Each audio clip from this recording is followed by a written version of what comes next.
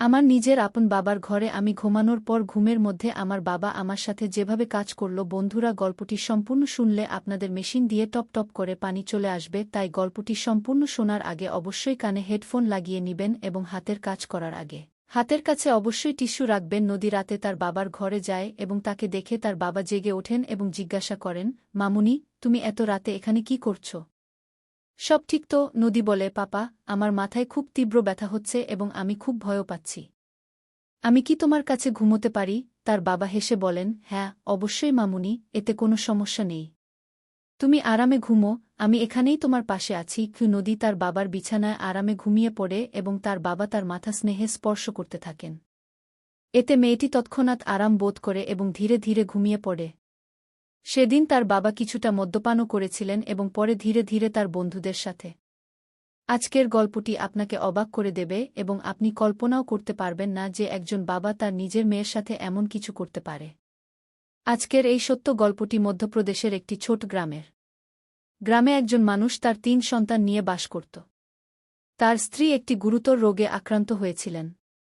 দীর্ঘ অসুস্থতার পর তার স্ত্রীর মৃত্যু হয় এবং ১ বছরের মধ্যে ঘরের অবস্থা খুবই খারাপ হয়ে যায়। তার ২ মেয়ের মধ্যে বড় মেয়ের বয়স ছিল প্রায় কিশোরী বছর এবং ছোট মেয়ের বয়স ছিল ১৪ বছর। সবচেয়ে ছোট ছেলের বয়স ছিল ৯ বছর। স্ত্রীর চিকিৎসায় তার সব টাকা পয়সা শেষ হয়ে গিয়েছিল, যার কারণে তার আর্থিক অবস্থা খুবই খারাপ হয়ে পড়ে এবং সে ঋণের মধ্যে ডুবে যায়। এই আর্থিক অবস্থার কারণে দিন দিন তার অবস্থা আরও খারাপ হতে থাকে এবং ঘর চালানো তার পক্ষে কঠিন হয়ে পড়ে। বাচ্চারাও তাদের মায়ের স্মৃতিতে নিঃশব্দ ও বিষণ্ণ হয়ে পড়ে। তার জন্য বাচ্চাদের সামলানো চ্যালেঞ্জিং হয়ে উঠছিল। ঘরের দায়িত্বের পাশাপাশি বাচ্চাদের দেখাশোনা করা তার পক্ষে কঠিন হয়ে পড়ে। সে ভাবত, যদি সে বাইরে কোনো শহরে গিয়ে কাজ করে টাকা উপার্জন করে, তাহলে বাচ্চাদের পড়াশোনা মারাত্মকভাবে ক্ষতিগ্রস্ত হতে পারে। আর যদি সে ঘরে থাকে, তাহলে ঘরের প্রয়োজনীয়তা ও খরচ মেটানো সম্ভব হবে না। এই সব ভেবে সে বেশ চিন্তিত থাকত। তখন তার মনে একটি ধারণা আসে যে, কেন না দ্বিতীয় বিয়ে করে ফেলা হয়? একটি নতুন স্ত্রী ঘরের দায়িত্ব সামলাতে সাহায্য করতে পারে এবং বাচ্চাদেরও সহজে সামলাতে পারবে। আর তখন আমি সম্পূর্ণ মুক্ত হয়ে কোনো শহরে গিয়ে কাজ করে উপার্জন করতে পারব।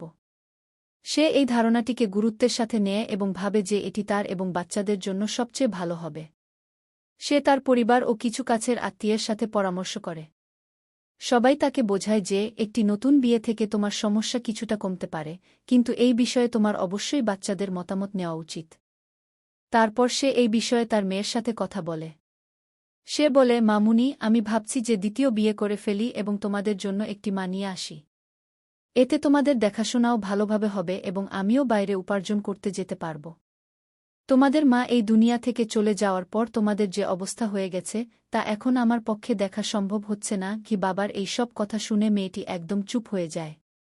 তার মুখ থেকে একটি শব্দ বের হয় না। তার বাবা তাকে বোঝাতে গিয়ে বলে, দেখো মামুনি, যদি আমি উপার্জন করতে না যাই, তাহলে ঘর চালানো কঠিন হয়ে যাবে এবং আমি তোমাদের পড়াশোনা করাতে পারব না। এত বুঝানোর পরও মেয়েটি চুপই থাকে। বাবা ভাবে যে তার মেয়ে এখনও দুঃখিত, পরে অন্য দিন কথা বলবে।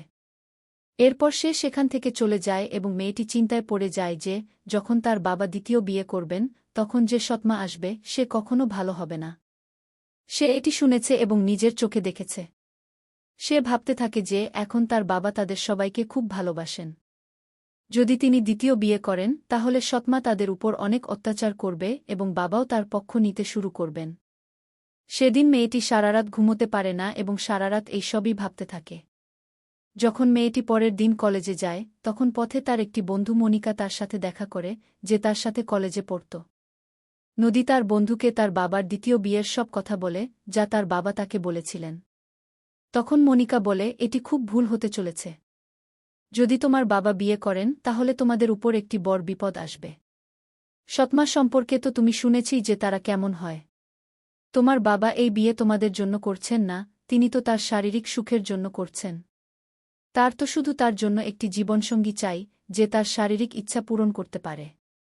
তোমার বাবার শারীরিক ইচ্ছা তাকে খুবই বিপদে ফেলছে, এই কারণেই সে দ্বিতীয় তুমি কি কখনো ভেবেছ যে তিনি তোমার জন্য বিয়ে করতে চান? তিনি তো শুধু নিজের ইচ্ছা পূরণের জন্য একটি মেয়ে চান। নদী তার বন্ধু মনিকার কথা শুনে খুবই বিব্রত বোধ করে এবং নদী মনে করে যে তার বাবা অবশ্যই বিয়ে করবেন। তখন মনিকা বলে, আমার একটি আইডিয়া আছে, যদি তুমি পারো। নদী বলে, তুমি আমাকে বলো, আমি আমার ভাইবোনের জন্য যা কিছু করতে হবে তা করব।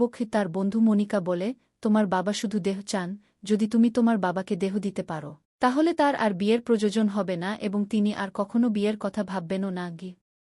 তারপর নদী এই কথা গভীরভাবে ভাবতে শুরু করে এবং এই সিদ্ধান্তে পৌঁছায় যে তাকে যা কিছুই করতে হোক না কেন সে কখনো তার ভাইবোনকে ধ্বংস হতে দেবে না।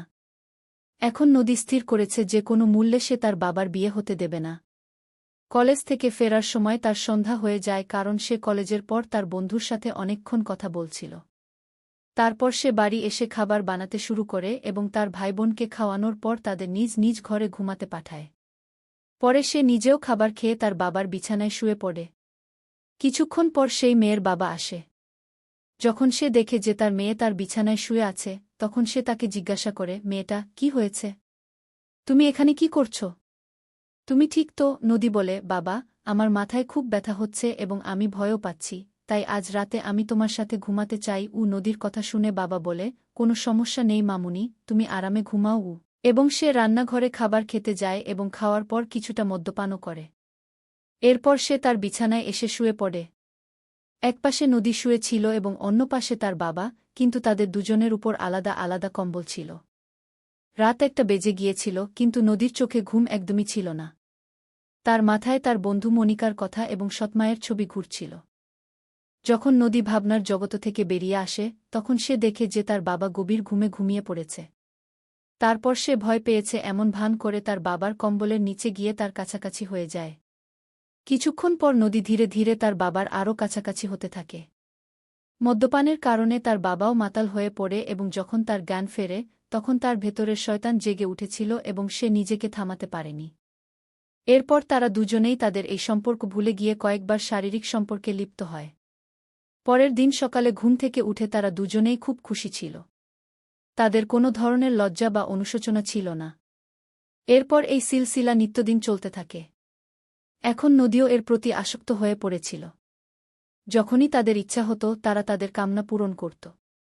এভাবে দিন মাসে পরিবর্তিত হতে থাকে এবং জানিয়ে রাখা হয়েছে যে 5 মাস কেটেছে তা টেরই পাওয়া যায়নি। তারপর একদিন নদীর স্বাস্থ্য খারাপ হয়ে যায়। সে বমি এবং মাথা ঘোরানো শুরু করে। পরে সে চেকআপের জন্য ডাক্তারের ক্লিনিকে যায়। যখন তার রিপোর্ট আসে তখন তার পায়ের নিচে মাটি সরে যায়। ডাক্তার তাকে বলে যে সে 2 মাসের গর্ভবতী। তার গ্রামের একটি মহিলা সেই ক্লিনিকে পরিষ্কার পরিচ্ছন্নতার কাজ করত। যখন সেই মহিলা এই খবর জানতে পারে তখন সে পুরো গ্রামে ঢোল পিটিয়ে দেয় যে একটি কুমারী মেয়ে মা হতে চলেছে। ধীরে ধীরে এই খবর আগুনের মতো পুরো গ্রামে ছড়িয়ে পড়ে যে অমুক লোকের নিজের মেয়ের সাথে অবৈধ সম্পর্ক আছে। একদিন তার বন্ধু মনিকা তার বাড়িতে এসে নদীকে বলে, পুরো গ্রামে জানা হয়ে গেছে যে তুমি গর্ভবতী। তার বন্ধুর এই কথা শুনে নদী খুব বিব্রত বোধ করে এবং সে কিছুই বুঝতে পারছিল না যে এখন সে কি করবে। সে ভাবছিল যে এখন তার এবং তার বাবার খুব বদনামি হবে। সে কারো সামনে মুখ দেখাতে পারবে না। একদিন সন্ধ্যায় নদী বাজার থেকে কিছু জিনিস কিনতে যায়, তখন রাস্তায় গ্রামের কিছু ছেলে তাকে উত্ত্যক্ত করতে শুরু করে এবং অশ্লীল কথা বলে তাকে বিব্রত করতে থাকে এবং তার খুব মজা নেয়। নদী খুব লজ্জা পায় এবং জিনিস কিনে বাড়ি ফিরে আসে। বাড়ি ফিরে সে রাতের খাবার বানাতে শুরু করে এবং খাবার বানিয়ে তার ভাইবোন এবং বাবাকে খাওয়ানোর পর তার রুমে চলে যায়। তার মাথায় শুধু একটাই কথা চলছিল যে তার এবং তার বাবার খুব বদনামি হচ্ছে। সে কখনো মাথা উঁচু করে বাঁচতে পারবে না। এইসব ভাবতে ভাবতে সে হঠাৎ উঠে দাঁড়ায় এবং দড়ি নিয়ে নদী জঙ্গলের দিকে চলে যায়। জঙ্গলে পৌঁছে সে নিজেকে একটি ফাঁস দিয়ে ঝুলিয়ে দেয়। একই গ্রামের একজন লোক জঙ্গলের দিকে যাওয়া আসা করছিল। সে যখন এই দৃশ্য দেখে তার হুঁশ উড়ে যায়। কাছে গিয়ে দেখে সে একদম স্তব্ধ হয়ে যায়, কারণ মেয়েটি তারই গ্রামের বাসিন্দার মেয়ে ছিল। তখন সেই লোক এই খবর পুরো গ্রামে ছড়িয়ে দেয় এবং মেয়ের বাবাকেও জানা। মেয়ের বাবা এবং গ্রামের সব লোক জঙ্গলের দিকে যায় এবং তাদের মধ্যে কেউ পুলিশকেও ফোন করে দেয়। কিছুক্ষণের মধ্যে পুলিশও ঘটনাস্থলে পৌঁছে যায়। মেয়েটিকে নামিয়ে পোস্টমর্টেমের জন্য পাঠিয়ে দেওয়া হয়। যখন পুলিশ জিজ্ঞাসাবাদ শুরু করে তখন লোকেরা জানায় যে মেয়েটি গর্ভবতী ছিল এবং এ কারণেই সে আত্মহত্যা করেছে। একজন লোক আরও জানায় যে এই মেয়ের নিজের বাবার সাথে অবৈধ সম্পর্ক ছিল এবং যে বাচ্চা তার গর্ভে ছিল সেটিও তার বাবার। লোকেরা নানা রকম কথা বলছিল এবং বলছিল যে ঈশ্বর যেন কাউকে এমন বাবা না দেন। পুলিশ তাকে গ্রেফতার করে থানায় নিয়ে যায় এবং তাকে শাস্তি দেওয়া হয়। বন্ধুরা, ভিডিওটি যত বেশি সম্ভব শেয়ার করুন, যাতে মানুষ এই ধরনের ঘটনা সম্পর্কে সচেতন থাকে।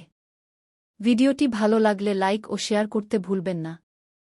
এমনই মনোমুগ্ধকর গল্প শোনার জন্য চ্যানেলটি সাবস্ক্রাইব করুন।